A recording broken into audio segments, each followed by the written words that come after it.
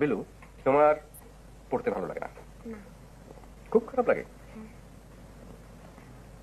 বইপত্র ছেড়ে ফেলতে ইচ্ছে করে? ছেড়ে ফেলতে ইচ্ছে করলে ছেড়ে ফেলো। ছেড়েবো? যদি সত্যি সত্যি ছিঁড়তে ইচ্ছে করে তাহলে ছেড়ে ফেলাই ভালো।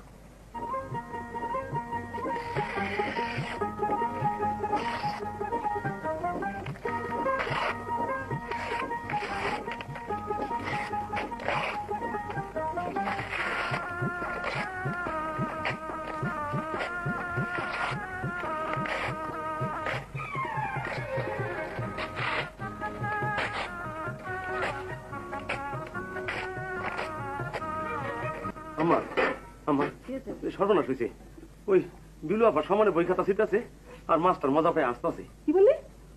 আমার এই লোকটা মনে হয় পাগল। মাস্টারকে বসার ঘরে আসতে বল, বের করছি ওর পাগলা। মাস্টার ওখানে নয়, এদিকে বসো। বিলু নাকি ওর বই খাতা সব ছিঁড়ছে? হ্যাঁ, কুটি কুটি করে ছিঁড়ে ফেললো। কেন? আমি ছিঁড়তে বললাম, ওর সাহসে কুলোচ্ছিল না, আমি সাহস দিলাম। ও গড, কেন? তুমি চুপ করে থাকো, কথা বলো না, যা বলার আমি বলছি। না কিন্তু বই খাতা ছিঁড়ছে কেন? হোয়াই? চুপ করো। হ্যাঁ মাস্টার, কাজটা তুমি কেন করলে? আমি কাজটা ভেবে চিন্তেই করেছি। আমি লক্ষ্য করে দেখলাম যে পাঠ্য বইয়ের প্রতি বিলুর তীব্র ঘৃণা জন্মে গেছে। হ্যাঁ, তীব্র ঘৃণা। ও বইপত্র কুটি কুটি করে ছিঁড়ে ফেলতে চাইছে। আমি ওর ইচ্ছাটাকে সম্মান দিলাম, বই ছিঁড়তে দিলাম। এতে হলোটা কি জানেন? ওর ওই ঘৃণার প্রথম ধাক্কাটা কেটে গেল, ঘৃণা অনেকখানি কমে গেল। এমনকি ওর মনের মধ্যে এক ধরনের অপরাধ বোধও জন্ম নিল।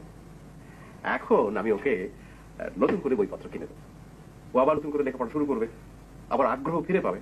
পুরো ব্যাপারটাই psychology. Very good, very good, excellent. এই তো আমি চেয়েছিলাম। হ্যাঁ, এর বহু আগে তার বইপত্র ছেড়ে ফেলা দেওয়া উচিত ছিল। As a matter of fact বই আগুন দিয়ে পুড়িয়ে ছাড়খাড় করে দেওয়া উচিত ছিল। মানে তাকে বলে ভস্ম করে দেওয়া। তুমি চুপ করো। মাস্টার, তোমাকে সাইকোলজির খেলা দেখাবার জন্য রাখা হয়নি, বিলুকে পড়া দেখাবার জন্য রাখা হয়েছে। কথাটা মনে রেখো।